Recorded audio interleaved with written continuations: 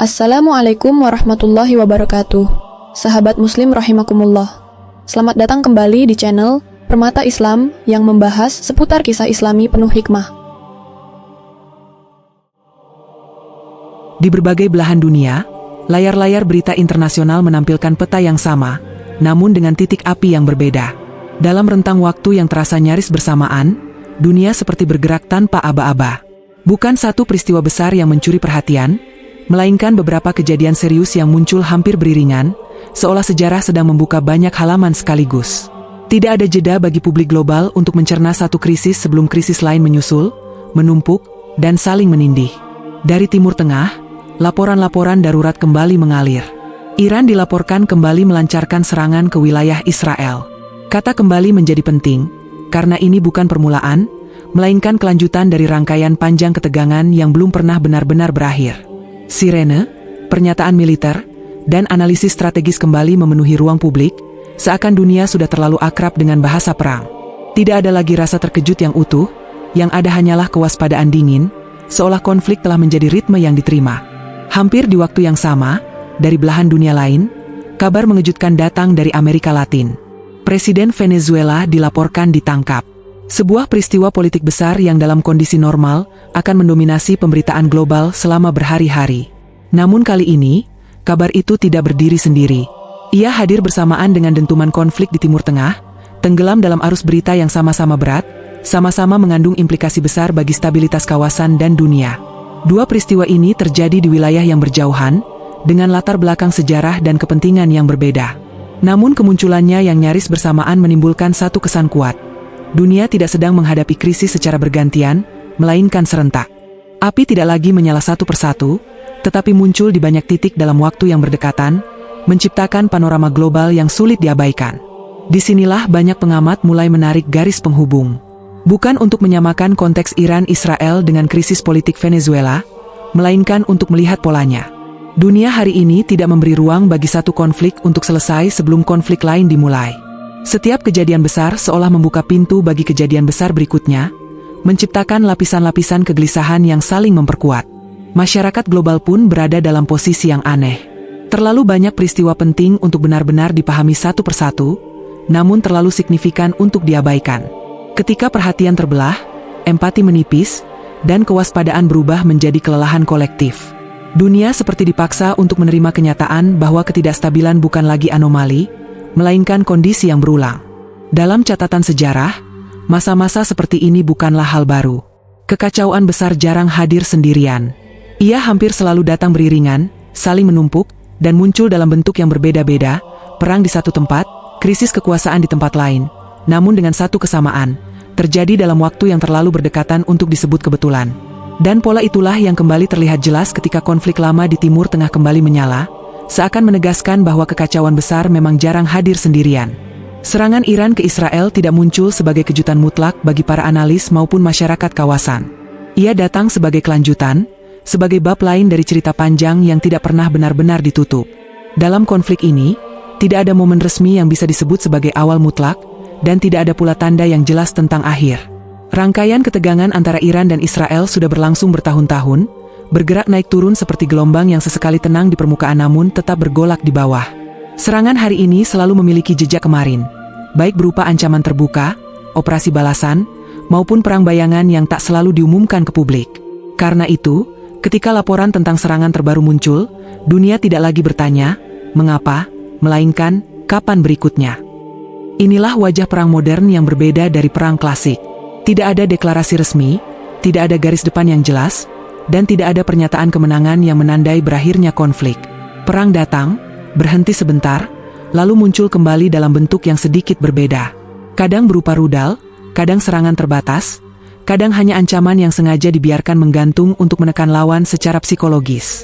Di Israel, kondisi ini membentuk pola hidup yang khas. Negara itu hidup dalam mode siaga yang nyaris permanen. Ancaman tidak lagi dianggap sebagai kemungkinan, melainkan sebagai bagian dari keseharian. Setiap pergerakan di kawasan, setiap pernyataan dari Teheran, selalu dibaca dalam kerangka potensi serangan berikutnya. Kesiapsiagaan bukan lagi respons darurat, melainkan kondisi normal yang diwariskan dari satu generasi ke generasi berikutnya. Sementara itu, Iran berbicara dengan bahasa yang berbeda namun sama tegangnya. Tekanan menjadi alat utama, bukan hanya tekanan militer, tetapi juga tekanan simbolik dan politik. Setiap aksi membawa pesan bahwa konflik ini belum selesai, dan mungkin memang tidak dimaksudkan untuk selesai dalam waktu dekat. Dalam logika ini, kemenangan tidak diukur dari berakhirnya perang, melainkan dari kemampuan untuk terus bertahan dan menekan lawan dalam jangka panjang. Yang semakin jelas, konflik Iran-Israel tidak bergerak menuju resolusi yang tegas. Tidak ada peta jalan damai yang benar-benar dipercaya semua pihak. Yang ada justru akumulasi kelelahan. Kelelahan masyarakat, kelelahan kawasan, dan kelelahan dunia yang terus-menerus menyaksikan siklus yang sama berulang. Setiap eskalasi baru tidak lagi memicu keterkejutan besar, melainkan desahan panjang seolah semua orang sudah menduga arahnya. Dan ketika konflik berkepanjangan seperti ini mulai dianggap sebagai sesuatu yang biasa, sejarah, terutama dalam tradisi Islam, sering menggambarkan kondisi tersebut sebagai fase ketika dunia tidak lagi bergerak menuju kejelasan, melainkan terjebak dalam lingkar kelelahan yang panjang. Sebuah suasana zaman yang pelan-pelan mengikis rasa aman dan kepastian, tanpa perlu satu ledakan besar yang menandai titik baliknya. Dan suasana kelelahan inilah yang perlahan membentuk satu gambaran lebih besar, gambaran tentang dunia yang bergerak tanpa arah yang jelas. Seolah konflik demi konflik bukan lagi penyimpangan, melainkan pola baru yang diterima sebagai kewajaran. Dunia hari ini bergerak lebih cepat dalam mengancam daripada berdialog. Pernyataan keras melesat lebih dahulu sebelum upaya menenangkan situasi sempat disusun, dan keputusan-keputusan besar sering lahir dari tekanan, bukan dari pertimbangan moral yang matang. Di banyak kawasan, senjata kini lebih dipercaya daripada keadilan. Kekuatan militer dianggap sebagai bahasa paling efektif untuk didengar, sementara diplomasi kerap diposisikan sebagai langkah kedua, atau bahkan formalitas semata. Ketika konflik muncul, respons pertama bukan lagi mencari sebab, tetapi menyiapkan balasan. Pola ini tidak berdiri sendiri. Ia terlihat berulang di berbagai belahan dunia, seolah ada kesepakatan tak tertulis bahwa kekuasaan harus ditunjukkan, bukan dipertanyakan. Timur Tengah menjadi contoh paling jelas dari kondisi ini. Ketegangan yang terus menyala antara Iran dan Israel bukan hanya soal dua negara, tetapi cermin dari kawasan yang lama hidup dalam siklus tekanan dan balasan. Setiap eskalasi baru tidak lagi dibaca sebagai anomali, melainkan sebagai kelanjutan logis dari ketegangan sebelumnya. Dunia menonton, bereaksi sebentar, lalu bersiap menerima bab berikutnya tanpa benar-benar berharap pada penyelesaian. Di saat yang sama, Amerika Latin pun tidak sepenuhnya luput dari guncangan. Penangkapan pemimpin, krisis politik, dan tekanan eksternal menunjukkan bahwa ketidakstabilan tidak mengenal wilayah tertentu saja.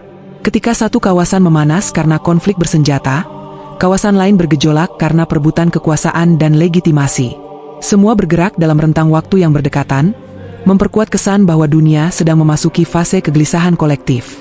Dalam pandangan Islam, kondisi seperti ini tidak serta-merta disebut sebagai kiamat. Akhir zaman bukanlah satu peristiwa tunggal yang datang tiba-tiba, melainkan fase panjang yang ditandai oleh kerusakan bertahap. Kerusakan itu bukan hanya fisik atau militer, tetapi juga kerusakan cara berpikir, cara memimpin, dan cara manusia memandang sesama. Ketika kekuatan menjadi ukuran utama, nilai-nilai keadilan dan amanah perlahan tersingkir ke pinggir. Hadis-hadis Nabi menggambarkan masa-masa seperti ini dengan ciri yang berulang. Konflik yang banyak, kebingungan yang meluas, dan kezaliman yang terasa semakin biasa. Bukan karena manusia tidak tahu mana yang benar dan salah, tetapi karena kepentingan seringkali lebih keras suaranya daripada nurani. Dalam kondisi seperti itu, kebingungan tidak hanya dialami oleh negara atau penguasa, tetapi merembes ke masyarakat luas yang ikut kehilangan pegangan. Di titik inilah Islam memberi isyarat penting, bahwa fase paling berbahaya bukan saat perang besar meledak, melainkan saat manusia mulai terbiasa dengan ketidakadilan dan kekacauan. Saat dunia terus bergerak, bukan menuju ketenangan, melainkan menuju arah yang semakin gelap, di mana krisis demi krisis tidak lagi mengagetkan, tetapi justru membentuk suasana zaman yang membuat manusia pelan-pelan kehilangan arah hidupnya sendiri. Itulah benang merah yang kini menyatukan berbagai peristiwa besar yang tampak terpisah di permukaan, namun sebenarnya bergerak dalam satu arus kelelahan global. Di titik inilah nama Imam Mahdi mulai sering disebut, bukan sebagai sosok mitologis pemicu perang, melainkan sebagai simbol harapan yang selalu muncul ketika dunia mencapai batas paling rapuhnya. Dalam ajaran Islam, penegasan tentang Imam Mahdi sangat jelas. Ia bukan pembawa kekacauan dan bukan pula pemantik konflik. Ia tidak datang untuk menyalakan api baru di atas puing-puing perang lama. Justru sebaliknya, kemunculannya selalu dikaitkan dengan fase ketika kekacauan telah terlalu jauh, ketika perang demi perang tidak lagi menghasilkan kemenangan, bahkan bagi pihak yang merasa paling kuat. Imam Mahdi digambarkan sebagai manusia biasa, bukan figur supranatural yang turun dari langit dengan pasukan, tetapi sebagai pemimpin yang hadir di saat dunia kehilangan kepercayaan pada senjata. Itulah sebabnya mengapa namanya selalu muncul dalam narasi dunia yang gelap. Bukan karena ia menyebabkan kegelapan itu, melainkan karena ia hadir setelah kegelapan mengendap lama. Dalam sejarah Islam, kemunculan figur pembaharu tidak pernah didahului oleh masa stabil, tetapi oleh kerusakan yang merata, kerusakan sistem, kepemimpinan, dan cara manusia memandang keadilan. Saat perang tidak lagi menyelesaikan apapun, saat kemenangan terasa kosong, di sanalah harapan pada jalan lain mulai dicari. Jika ditarik ke konteks judul narasi ini, keterkaitannya menjadi semakin terasa. Iran dan Israel bergerak dalam pola konflik berulang, serangan dan balasan yang tidak membawa resolusi, hanya jeda singkat sebelum ketegangan berikutnya. Venezuela diguncang kekacauan politik, penangkapan pemimpin, dan tekanan kekuasaan yang membuat stabilitas terasa rapuh. Dunia secara keseluruhan bergerak cepat, tetapi tanpa arah yang jelas, seolah banyak negara berlari namun tidak tahu kemana tujuan akhirnya. Dalam kondisi seperti ini, Islam tidak menunjuk satu peristiwa tunggal sebagai tanda mutlak, melainkan membaca akumulasi. Ketika banyak api menyala bersamaan, ketika kekuasaan lebih fasih mengancam daripada melindungi, dan ketika keadilan semakin sulit ditemukan dalam keputusan-keputusan besar, maka dunia sedang memasuki fase kelelahan moral. Kelelahan ini bukan hanya milik para korban perang, tetapi juga milik para penguasa yang terus mengulang pola lama tanpa hasil baru. Refleksi paling menakutkan bukanlah pada satu serangan atau satu krisis tertentu. Yang lebih mengkhawatirkan adalah bagaimana dunia mulai terbiasa dengan perang. Berita tentang rudal, penangkapan, dan eskalasi kini diterima seperti rutinitas harian, bukan lagi sebagai peringatan keras tentang arah peradaban. Ketika ancaman menjadi bahasa umum, dan kekerasan dianggap solusi wajar, maka manusia secara kolektif sedang berjalan menjauh dari nilai-nilai yang pernah menjaga keseimbangan. Dalam narasi Islam, fase seperti inilah yang sering disebut sebagai jelang perubahan besar. Bukan perubahan yang datang melalui ledakan senjata, melainkan melalui kembalinya makna keadilan yang lama hilang dari tangan manusia. Saat kekuasaan hanya mengenal tekanan, saat hukum tunduk pada kepentingan, dan saat dunia terasa makin gelap, sejarah Islam menyebut satu fase penting. Fase ketika manusia mulai menyadari bahwa dunia tidak bisa diselamatkan dengan kekuatan, dan bahwa keadilan tidak lahir dari ancaman, melainkan dari kepemimpinan yang lurus.